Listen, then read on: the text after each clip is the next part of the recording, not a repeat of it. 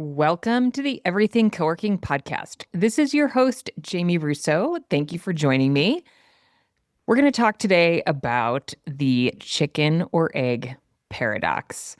I am working with a woman one-on-one who is working on starting a co-working space. She has a vision, she has kind of a niche, she's a location in mind, and she really wants to make sure that she doesn't make mistakes along the way and wants support to help her make the right decisions, create the business model, run pro formas, etc. So I've been working with her on that. And we offer our co-working startup school and we do one-on-one. I love one-on-one because I make sure everybody knows their numbers. We do as many versions of a pro forma as needed. I got on the phone with her brokers yesterday. We really get engaged in the process.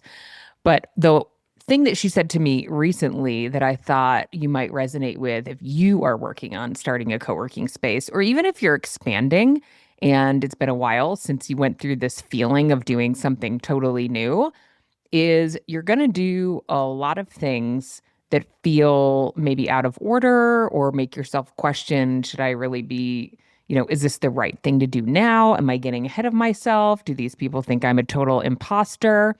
This woman that I'm working with, she's totally new to the business model. She, to her credit, did a lot of due diligence. She contacted a number of operators who had spaces that were kind of in the same vein of what she wants to create all around the US. And she called them and talked to them and asked them what they would do differently. And she learned a ton from that and came to me with a lot of understanding about kind of what makes the model work and what is more challenging. So she, kind of had a sense before she got into this where she was going and had done more homework than a lot of folks do. And yet she still has a lot of questions, right? We're figuring out a lot of things. She has a vision of what she wants to create. And then we have to put that up against the business model of how do you generate revenue.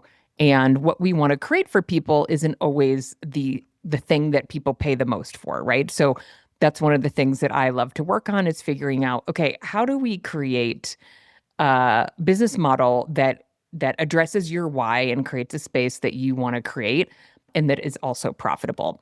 But she's looking at space and then we're, creating pro forma. She's now has to submit an LOI, but we're not sure exactly about the business model.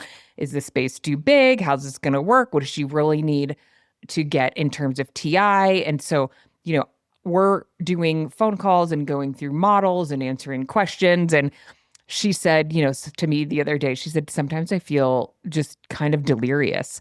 And I just love that she said that because I remember feeling that way. I remember so vividly in 2011 when I started to go out and look for space. And I didn't, it was 2011. There was hardly anything. There were co working spaces, but there was almost nothing on the internet about co working. And I was just really completely making it up on my own. And I felt the same way. I felt like, what am I doing? I have this thing that I want to pursue. I want to keep taking the next step. But sometimes I was like, should I be talking to a broker? Does this guy think I'm ridiculous? Does he think I'm wasting his time? Does he think I'm not know what I'm doing? And, I had a business model at the time. I had a pro forma, which in hindsight, I realized was totally wrong, which is part of the reason I do what I do today. But I had all of those insecure feelings at the time. And I remember them so clearly and wishing I had someone like me to, walk through that journey with me. So I said, look, told this woman when she said, she kind of feels delirious. And I remember feeling that way. I mean, really for a long time through the build out phase, through the pre-launch phase, because there's so many things you don't know and that you're, trying to figure out. But really the big chicken or egg process is around figuring out your business model, how much space can you take, what support are you going to get from the landlord in terms of tenant improvement, free rent, et cetera. Like there's so many pieces that have to go together. And then you have to be working with a broker who understands the model. So I got on the phone with her brokers and they've done some co-working deals before with major operators. So they kind of understand, but they, have they ever seen a pro forma? Maybe not. So they understand the business model, and they're much further ahead than many brokers that I work with. And I feel very strongly that if you're not working with someone who's done co-working deals before, and frankly, I only know of one expert broker who's actively working with co-working space operators, and that's my co-host Giovanni Pallavicini of the Flex Uncensored podcast. You're in absolute amazing, very capable, experienced hands when you work with him, and he gets very deep into the business model. He understands what it takes to make spaces like this work.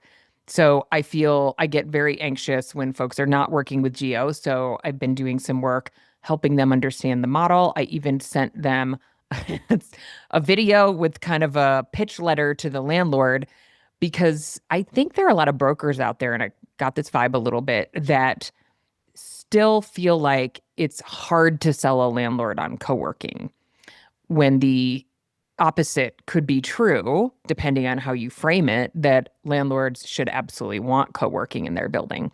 And my client is going to sign a lease. So even better, we're not talking about a management agreement for the landlord. But let's go back to the chicken or egg paradox, because I think for anybody, again, who's working through this process, thinking about looking for a space, and maybe you feel stuck because you feel like you have to have a lot of things in place before you get going. By the way, I also work with people who have done the fire ready aim approach. They own a building, they've done a business plan that I can poke a million holes in, and then they call me, and hopefully they call me before they do a build out and make mistakes that aren't fixable. But I work with, people across the board. But this is like my ideal client, because she is doing all the research up front, but she's in this uncomfortable phase. And I thought I should do a podcast about this and really help normalize that feeling. It's exactly how you should feel. And you do need to start before you have all of the answers. So, and again, the chicken or egg piece around understanding the model, starting to look for space. Sometimes you have to look at the wrong space before you really understand why it won't work, how much it costs to build out that space, what kind of capital requirements there are. How would you know any of this before you get started, right? So sometimes you just have to start, and then you have to look at the numbers, and then you have to make decisions based on the access to capital that you have, the risk that you want to take, the business model that you want to execute, what you want to bring to life, and how that all fits together. It's a lot of balancing to do, and it's hard to do it in a straight line. So it's totally normal if you feel like you're doing something backwards or out of order. There's a great analogy that came up, which is, it's like you're building a puzzle without the picture on the box. And it's my job to help kind of create that picture. And we're fortunate because it is like a really tangible business model. If you've been in a co-working space, you understand what it looks like. It's a physical building. You can kind of back into, what the operations look like. Although I will remind you that I always tell clients, don't base your business model off of your favorite co-working space unless they've shown you their books, because your favorite co-working space may not be making money. And the woman I'm working with did a lot of due diligence, as I mentioned, and that was one of the things she found, was that there were folks putting together business models that they thought would work, and then they had to tweak those business models because they weren't producing the revenue that they needed. So be aware of that. But my point that I want you to take home is, feeling uncertain doesn't mean that you're doing it wrong. It's a total natural part of the process. And it's, really comes down to your tolerance for uncertainty and for some risk, right? You can't be an entrepreneur if you don't have some tolerance for both uncertainty and risk. So if that's not you, then turn off your podcast and go back to your corporate job. I'm, partly kidding, but it is totally true. This is not for the faint of heart.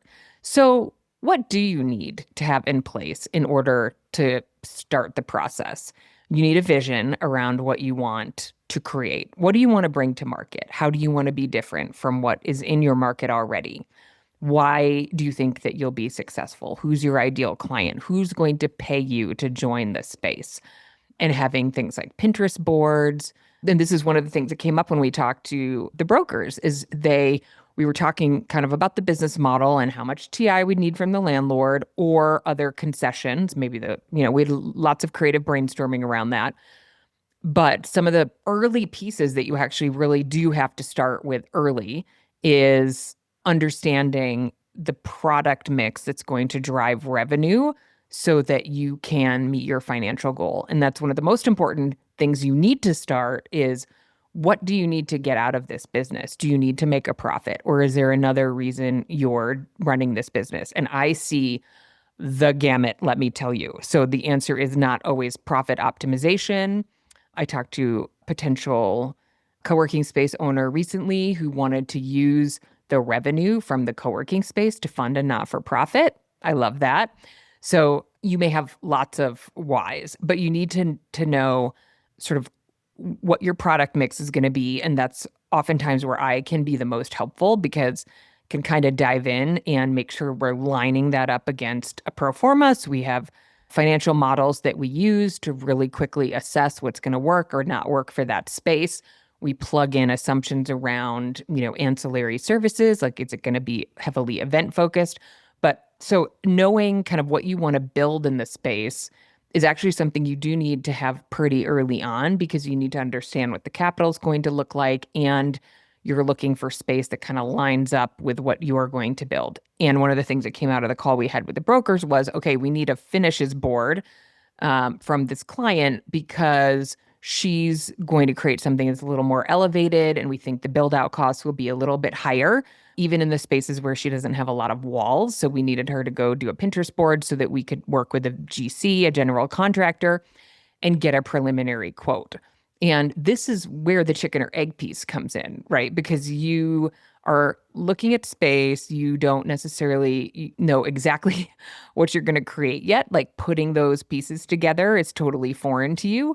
But in order to submit an LOI for a space, you need to know the concessions that you're looking for from a landlord. And to do that, you need to know what it's going to cost you to get into the space. And to do that, you need to know what type of product mix you're going to build out, as in how many offices, are you doing meeting rooms, event space, et cetera.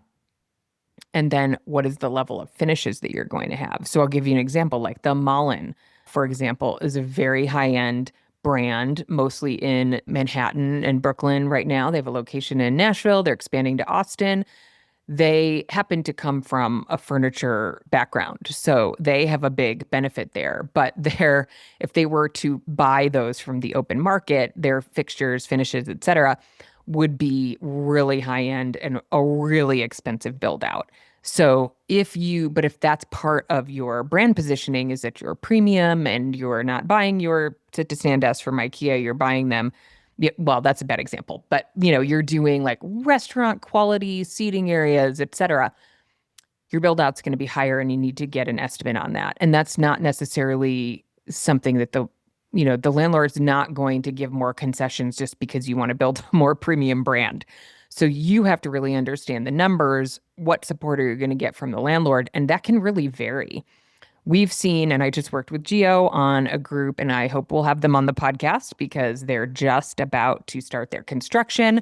We've worked with them kind of, from the very beginning. They got a lot of concessions from the landlord and just a very good overall package. This is because it's a brand new development. The landlord has to build it out anyway.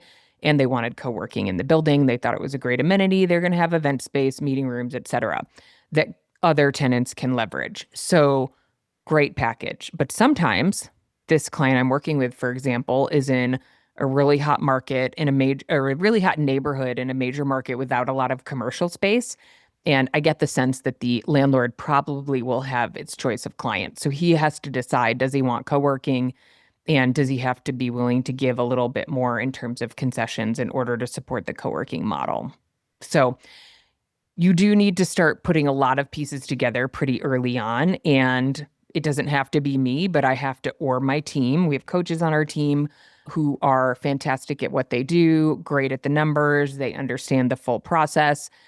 You have to put a lot of pieces together pretty early on in order to be able to get in the running for space. And if you're looking in a competitive market, then as soon as you find a space you like, your brokers are want to get you down the path of submitting an LOI. So, and back to the broker question, the broker you need immediately. Please don't go on this process, this journey without a broker. you don't pay for the broker, the landlord pays for the broker, but you need a broker representing you and your interests. You should not be negotiating with a landlord unless you are, you know, absolutely 100% qualified to do so because you've done this in the past, you are a broker, you've owned buildings, you're totally equipped to do this because the broker will be in it for themselves, and it is a negotiation, and you need to have people who know what's on the mind of the landlord, what's going on in a particular market, what the landlords happen to care about right now. So you need somebody, and to negotiate. So you need somebody on your side who's representing your interests. You will get taken advantage of if you are negotiating by yourself against the landlord and their brokers. And again, my best recommendation is Giovanni Pellavicini, who I co-host the other podcast with, Flex Uncensored. So what do you need to start? Your strong vision, your why, what you need to get in terms of financial ROI, what type of capital you have to start the space so that when we start doing numbers, like, okay, I can do that, or no, I can't. Like an example is oftentimes people want to start with really small spaces, and the ultimate profit that you can generate from a small space is usually not very high in terms of absolute dollars. And so if you are trying to replace an income or create, bigger investment opportunity, you need a bigger space, but you need more capital to start that bigger space. So there's another chicken or egg paradox for you, but you have to know what you have access to. You may not have every piece of it lined up. You might be getting a commercial loan. The SBA is right now not lending to co-working spaces, so they're not an option. You might be getting friends and family funding. You might be buying a building and getting investors in the asset, and you might be funding the operational business. So you don't have to have every question answered, but you have to have an idea of what your path is going to be and what you're capable of putting together in terms of financing so that you know if something is just totally out of the question or not. So your vision, your why, what you need in terms of an ROI, what your financing, sources will likely be, a good broker and a coach or a guide who can make sure that you're taking the right steps, that you have all the information, and that you have the tools like financial models, et cetera, and that you are not making a lot of assumptions, which is what I see most people do when they tackle this on their own. They make a lot of assumptions that are not accurate. Okay, what you don't need, you don't have to have all your funding 100% in place. Before you submit an LOI, you don't even need to know that this place is the one. You won't know if it's the one until you've gone through the process of negotiating high-level terms, because you might have a space that you think will be perfect for your ideal client, and then you don't get the concessions from the landlord that you're going to need in order to do the build out, ramp up, et cetera. So you're going to be submitting for locations that may not ultimately be the one. You should like them before you spend you or your broker's time on them. You should think they are absolutely a fit.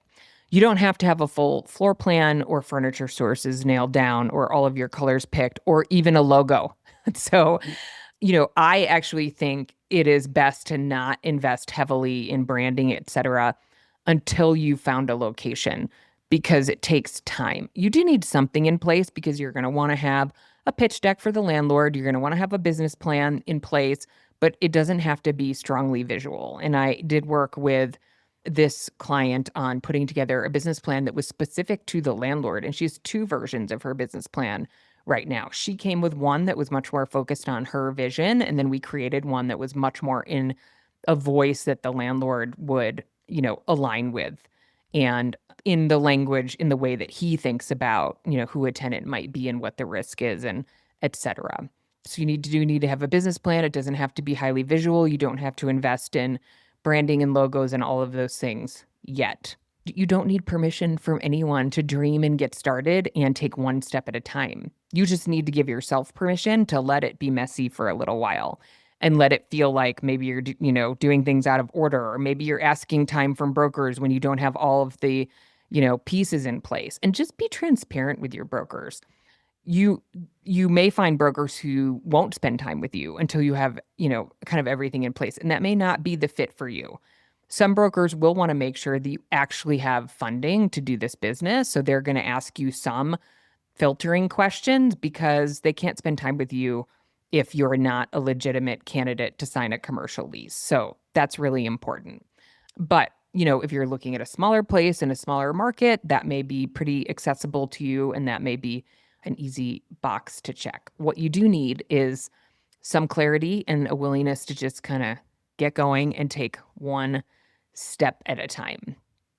So I think this is really kind of a mindset episode, which I don't do very often because I love to get into the details of like how to and, what you need to think about. And I love focusing on the numbers. But when I was working with this client, I just so clearly remembered all those feelings that I had when I was starting that process. And we work with a lot of folks through our startup school program and one-on-one work. So I do see this and wanted to tell you, if you're feeling this way, that you don't have to get it all right from the beginning. Once we start signing leases and pre-selling space, then it's time to get really serious and make sure, you have a plan all mapped out. You're going to have some things in place and you're going to build on those things as you go.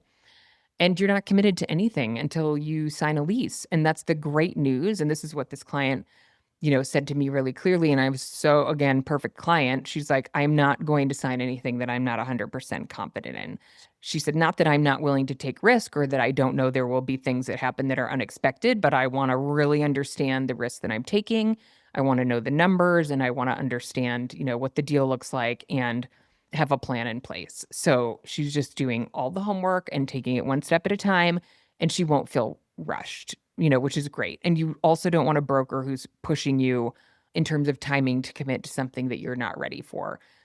For example, the brokers had a very low TI number in this LOI that they wanted to submit. And if we had submitted that, you can't submit a really low TI number and then come back and say you need more unless the landlord really is looking for tenants, if there's no competition for the space. But once you start negotiating, you're anchoring. And so you need to know what you're looking for. You can't be rushed into that. You need the time to work through your process. And one thing that came up too is the broker said, you know what? I bet the landlord will pay for a test fit so we can go through that process, which is also really important and probably out of scope for this conversation because now we're getting into the technical details, which, of course, I would love to talk about. So do know, as in any entrepreneurial journey, this will be an emotional roller coaster. You'll have moments of excitement. You'll have moments of doubt. You'll be inspired. Or sometimes you'll feel totally delusional and lost, and all of it is normal. But try to put yourself in a place where you have a coach, you have support to go through the process, or a group of others. I love our startup school when we run our cohort program. Then you have others we don't do one-on-one support in that program, but you have others who are going through the process and kind of going through all the feels together. So make sure that you have people around you who are supporting you. Sometimes your family is not the right support because sometimes we don't feel comfortable, telling our family how we want to take this risk, especially when it's a financial risk, but there's a lot of stuff we don't know and we're feeling uncomfortable. Like, sometimes you want to sort of keep that closer to the chest and you want to go through that with someone else that you can just be totally, direct and honest with, which I recall that was, kind of how I felt as well. So you're doing everything right. It is totally normal to feel like you're not and that things are going out of order, but make sure that you're not rushing, that you're putting the pieces together as you can, that you're not signing anything before you're ready, that you really know the numbers, and that you have the right support, the right brokers, the right coaches, the right folks to help you through the numbers. And if you're looking for support and want to open a co-working space, you can find our book a call button right at the top of our website, everythingcoworking.com. And we'll see you at the same time, same place next week.